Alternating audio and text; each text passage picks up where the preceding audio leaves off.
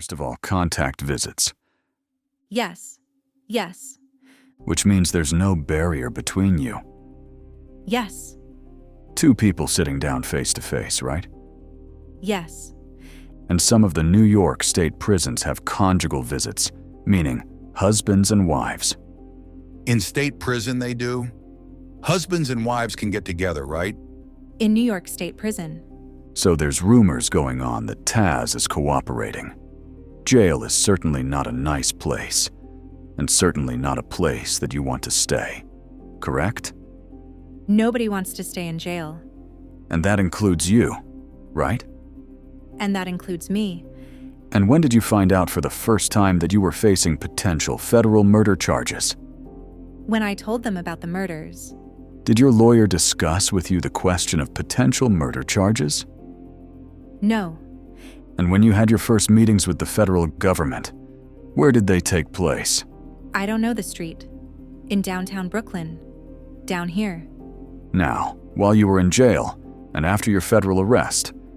Well, first let me back up a little bit. Certainly you were on parole a couple of times, correct? Yes. And each time you were on parole, you had to go before a parole board, correct? Parole board? Yes. Yes. Okay. And they asked you certain questions. Have you rehabilitated yourself? Or did you go straight? Questions like that. Right? Yes. Each case you said, yes, I've rehabilitated myself. I'm going to go out and get a decent job, right? Yes. You had no intention of doing that, did you? No. And each time that you were released on parole, you also had to sign an acknowledgement of the conditions of parole supervision, right? Yes. And those conditions of parole supervision would include, among other things, you're not supposed to go hang around with people with criminal records, right? Yes. Supposed to stay away from certain areas, right? Yes. Certainly not supposed to go and commit new crimes, right? Right. And when you signed them, you knew you were going to do all those things as quickly as you could, right? Yes. While you were in prison and after your federal arrest, you started to write a book. Am I correct about that? Yes. And it was kind of your life story, maybe a little fiction thrown in there, but mostly your life story, right? Well, it was a story of my neighborhood. Yes. The lead character. What was his name? I didn't have a lead character. Was there a character known as Boo? Yes. What's your nickname? Boo. So you were writing about yourself? No. I was writing about my neighborhood. That's not the only name in there. You used your name in the book. Yes. Did you use your name, and was it true what you were writing, or did you make it up? No, it was true. Okay. And you also started writing rap lyrics, right? Yes. And is it fair to say that a lot of your rap lyrics had to do with guns and violence? Yes. And for example, did you write a lyric that talks about business of narcotics dealing and what narcotics dealing is all about? Lots of it was about that, right? Yes. Did you once write a lyric that begins, "Bet he learned his lesson now"? It's funny how the best teacher can be a Wesson round, right? You wrote those words? Yes. And a Wesson round is a reference to a bullet, right? Yes. That the best way to teach somebody a lesson sometimes it can be with a bullet. Did you also write a rap lyric where you talked about how much you like guns? That was the question. Yes. Did you also write a rap lyric about how much you like guns? Most likely. And I'm just going to read it. You're writing a rap lyric that begins, "Denying is double action. I does this for real. Some dudes love a bitch, but I'm in love with the steel." Your words? Yeah. And the steel being guns. Yes. Did you also write rap lyrics about armor-piercing bullets? Maybe. Well, I'll read it to you. Do you remember the context, you talking about drug dealing, and people who are dealing drugs for you better not come up short? Does that help you in the context? No. Okay. Then I'll just read it, and you tell me whether you wrote this. Come short one time, better cop you a vest. But I got them armor-piercing slugs, so you murdered yourself. Do you remember that? Yeah. Okay. You wrote those? Yeah. Okay. You also wrote about extended magazines, meaning extended clips that come out of guns. Do you remember that? Yes. Because I roam the brick derby, extended clips hold 30, right? Yes. You wrote those words?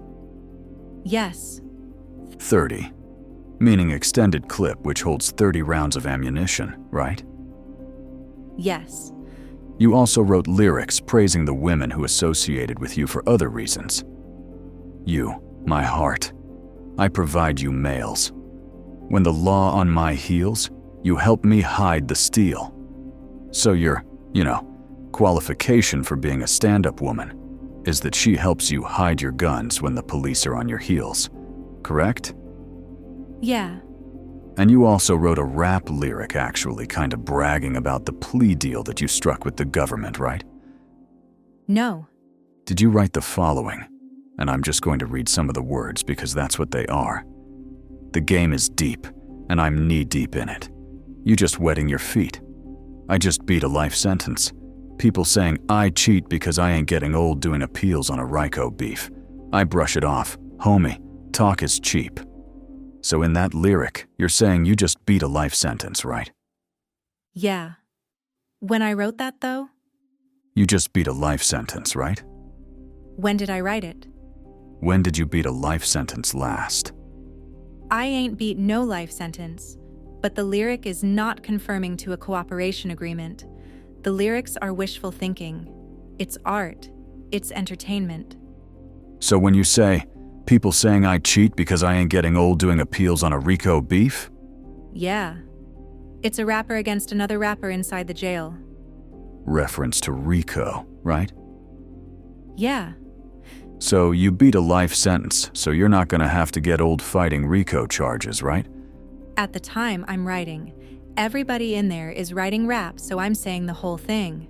We all hoping to beat the Ryko beef. And when you finished this up, you said, I done it. I done it for real. Talking about I don't want it. You don't want it for real. While you sit in a cell, I'm in a strip club in here peeling hundreds of peels surrounded by women. Not the word that you used. Surrounded by women while you're surrounded by dick and steel. Meaning, I'm out. I'm in a strip club. I'm surrounded by women. I'm peeling $100 off a roll.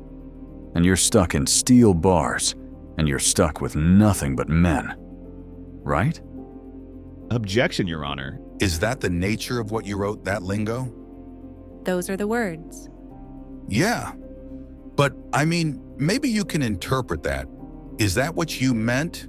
Mr. Runke is asking you if that's the meaning and import of what you wrote. Can you answer that? He's implying that I'm talking about his client when I'm not. I never implied anything. No, he didn't say that. The question is, what was that all about, those lyrics? What were you writing there? Those are bad raps.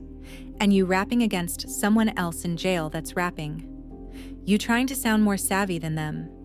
You trying to sound like you got one up on them. And one way to get one up on somebody, and one way to get out of jail, is to enter into a cooperation agreement.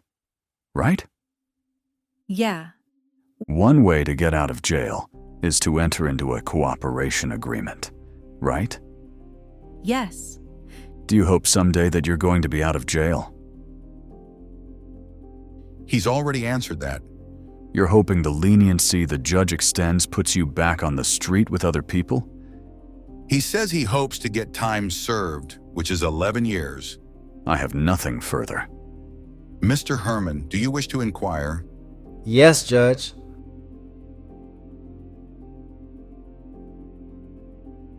Good afternoon, Mr. Bryant. Good afternoon.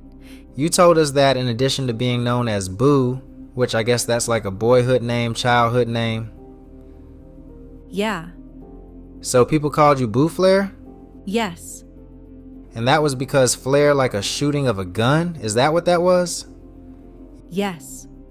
And you told us, I think, that in terms of guns, I think it's accurate to say that you first had a gun when you were 12 years old. Is that right? Around there. Around that time. And where did you get the gun at that time? I think my first gun. An older guy told me to hold it for him, and I stole it. I told him I threw it. I'm sorry? He said he told him he threw it. An older guy told me to hold it for him, and I told him I threw it. But the truth is you didn't throw it, you kept it, right? Yes. When you were 12 years old? Somewhere around there. And then I think you told us when you were about 14, you were in the 9th grade and you got suspended, is that right? Yes. And the reason for the suspension was that you carried a .44 Magnum to school, right? Yes. Is that right? Yes. And your reason for that was that the school was in a dangerous neighborhood. Is that right? Yes. Did it cross your mind that part of the reason the neighborhood was dangerous was because you were carrying a .44 Magnum? No, because I wasn't from that neighborhood. So you introduced a gun into that neighborhood, is that right?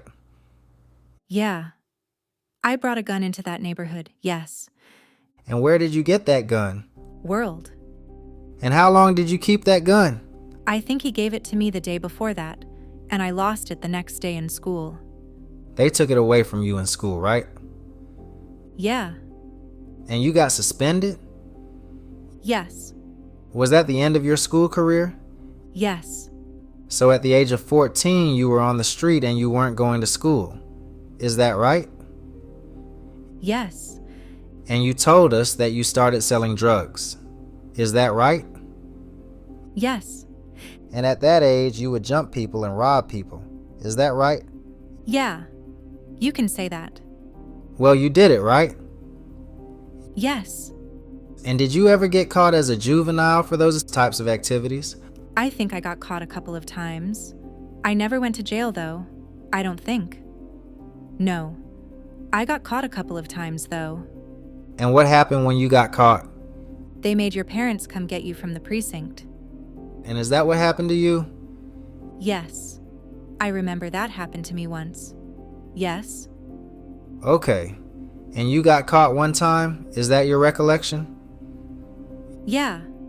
That's all I can remember. Yeah. All right. But you actually committed many more robberies than that one time. Is that right? Yes. Now, at the age of 14, you started selling drugs. Is that correct? Yes. And did you have ambitions at that point to be kind of a bigger drug dealer? I don't think my mind expanded that far at that age. Can you think back when you were 14? What did you want to do with your life? I wanted to be like the drug dealers in my neighborhood. But as far as being a big drug dealer, I just wanted sneakers and clothes at that time. I couldn't even bring it in the house. Couldn't bring what in the house? I couldn't even bring a lot of the stuff I was getting into the house. My mother wouldn't let me bring into the house. Well, what were you getting? Sneakers, clothes. And where did you keep them? I would sneak some stuff in, or I would hide it in other people's houses. All right. And that's because you didn't want your mother to know that you were on the street dealing drugs? Yes. Did she know that? No. Not then. No. And when did she find out? I don't think that makes a difference, does it really? You were beginning of the 90s, Mr. Bryant. You were. Were you involved in street selling, you yourself? In the beginning of the 90s? Yes. Yes. In other words, you moved your way up in the drug business, is that right? Yes. Did you start off doing hand-to-hand sales? Yes. And were you working those shifts, those 8-hour shifts? For a while. Yes. And you were selling to crack addicts, is that right? Yes. And I think you told us today that at some point you were able to move up in the organization, is that right? No. I never sold drugs hand to hand for my organization, no. The organization I was in, I never sold hand to hand. So you started off as a supervisor? Yeah. When we put it together, we hired workers. Okay, so you were managing other people, is that right? Yes. And I think you told us today that you were taking as much money as you want, right? Reasonably. Well, thinking back when you were in that management position, how much would you take, let's say, a week? A week? Or a day? The best of your recollection. I probably spent about $100 a day. So it might be $600-700 a week? Yeah, give or take. For that you earned that money because you were managing other people, is that right? Yes. And so you didn't get a percentage. You just took whatever you thought you needed within reason. Is that right? And it varied, yes. Well, when it varied, how high would it go? From $100 to maybe $300 a day on a certain day. And what were your expenses at that time? Clothes. Did you have a car? No. Did you ever have a car? No. Did you have to pay rent? No. Were you living at home? No. Living with a friend or girlfriend? No. I had my own apartment. All right, but you didn't have to pay rent there? It came out of the drug selling. We bought a lease from somebody and the apartment became mine. eBay lived with me. I think the rent probably was like $120 or something. So that was one of your expenses, is that right? Yeah. Now, when you needed to go somewhere, did other people give you a ride? Is that how you got around? Mostly? Did you have a driver's license? No. And you told us that one of the ways that you would make money would be to front drugs to the guys doing the hand-to-hand sale and then steal their drugs. Is that right? Yes. And you were stealing from people who were working for you, right? For CMB. Well, you were supervising them, right? Yes. That was your job, right? Yes. Me and Dizo's job, yeah. In part, that was your job? Yes. And you would front drugs to these young men who would then sell the drugs, right? Yeah. And then when they got money, they'd give it back to you, right? Yes. But sometimes you would decide you'd actually steal their drugs, right? I didn't decide that, no. But you did it though? Yeah. I did it. When you said you didn't decide it, was anybody making you do these things? I was being told to do it. How old were you at the time? 15, 16. And someone was telling you to do these things, is that right? Yes. And you just did them because someone told you to do these things. Is that right? Yes. Could you stop doing it if you wanted to? Yeah. But I wouldn't have been part of the crew if I stopped. And you wanted to be part of the crew? Yes. And you wanted to be respected, is that right? Yes. In fact, you wanted to be feared, right? Yes. You liked having the reputation that people were afraid of you, right? Yes. That you were a force to be reckoned with on the street? Yes. That people would be afraid to cross you, right? Yes. And you told us that one of your workers was eBay, right? Yes. It started off you said he was selling drugs hand to hand, $20 he was making on a bomb? Yes. Now, by the way, there came a time when eBay was in the hospital. Do you remember that? For what? Well, in February 2004. Yes. You remember that, right? Yes. He had a bad head injury, right? He got shot in his head. And you went to see him, right? Yes. And he was in bad shape, right? Yes. And some people thought that he wouldn't even survive, right? Objection, Your Honor. Sustained as to that question. Did it come to your attention that his injury was so severe that he might die? Objection. Were you aware that there was a serious injury? I was aware there was a serious injury. And you saw him in the hospital? Yes. And he was in bad shape, right? He was in an induced coma. And that was about, as it turned out, about 10 days before you got arrested at JFK, right? I don't remember how many days it was about. All right, you got arrested. It was before. It was before you got arrested, right? Yes. And since you were arrested February 18th, 2004, you haven't been free at all, right? No. You've been in custody continuously since that time, right? Yes. And some of the time was at MDC, right? Yes. And some of the time was it at other institutions, other jails? Yes. Now, you don't want to tell us where you are now, is that right? Right. Objection, Your Honor. Asked and answered. Go ahead. You're in witness protection, right? Right. And you're in witness protection because you're afraid that someone's going to get to you? Objection, Your Honor. I'll allow it. You can tell them why you're in witness protection. You can explain what witness protection is. What is witness protection, sir? It's self-explanatory. It's protecting the witness. And was that something you asked for? Yeah. Because you were afraid that someone was going to get to you? Yeah. And how long have you been in witness protection? Since 2005. It's been about 10 years, is that right? Yes. You're not free to move about, are you? You're being protected by the authorities? You're not at liberty? No. Okay, I just wanted to make it clear.